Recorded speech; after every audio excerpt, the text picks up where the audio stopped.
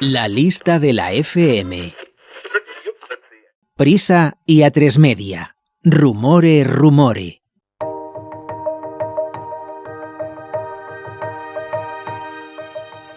Nunca está de más ir recordando a los clásicos. José María García decía aquello de que el rumor es la antesala de la noticia. Tenía pensado meter el tema en las leyendas de la radio, pero no tiene el suficiente tiempo ni maduración como para eso.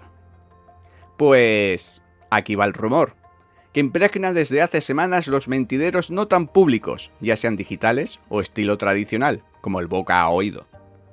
Nadie piense mal con esto último. Bueno, voy al grano. Prisa y Atresmedia ultiman o ya han llegado a un acuerdo para fusionar las dos empresas. Y lo mejor de todo, se tendría incluso el visto bueno del actual gobierno. ¿Y el porqué de todo esto? Para poder salvar a Prisa. Es de todos conocido que desde la muerte de Jesús de Polanco en 2007 se hicieron varios movimientos financieros para hacerse con el control de Sogecable, que fueron un desastre para Prisa. Y desde entonces los resultados económicos de la empresa no han sido excelentes. Los negocios fuera de España van bien, pero el diario El País y la SER no han terminado de encauzar un camino de beneficios desde hace años.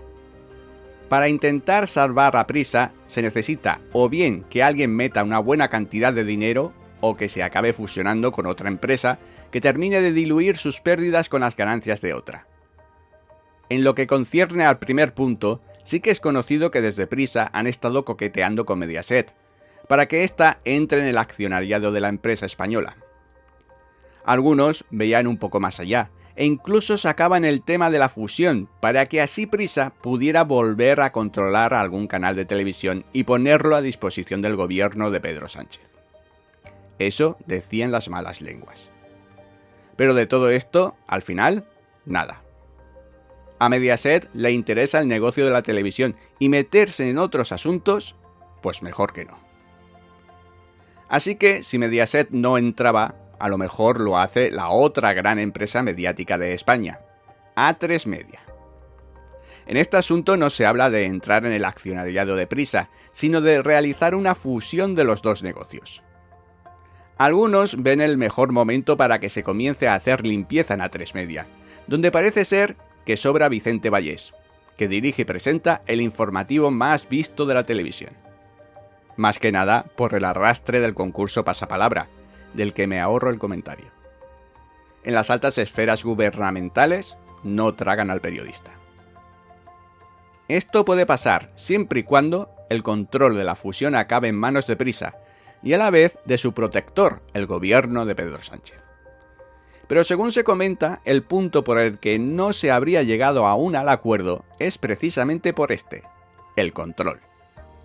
Prisa económicamente no está bien, y no sería de extrañar que pasara a un segundo plano al juntarse con una Atresmedia con un buen nivel económico. Esto no gusta en Prisa, y tampoco en el gobierno, dicen las malas lenguas. Recuerda un poco aquel momento en que se pensó fusionar los negocios televisivos de Cuatro y La Sexta, que podrían haber generado la tercera empresa mediática de España. Pero parece que en Prisa no se vio con buenos ojos el reparto de poder, y las negociaciones se fueron al traste. Hay que tener en cuenta que en cuestiones económicas los dos canales estaban de mal en peor, y se necesitaba liquidez inmediata. Y Mediaset ofreció la salvación a Sogecable y Prisa, pero a cambio de que se deshicieran de los canales de televisión en abierto. Desde entonces existe el deseo en Prisa de volver a tener un canal de televisión, y esa posible fusión con Atresmedia les permitiría acceder a Antena 3 y La Sexta, los dos generalistas.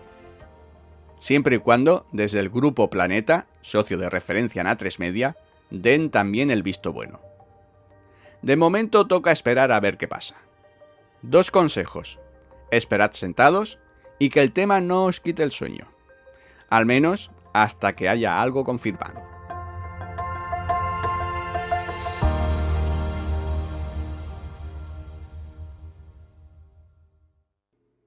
Voces de Mario Azañedo y José Manuel Pontes.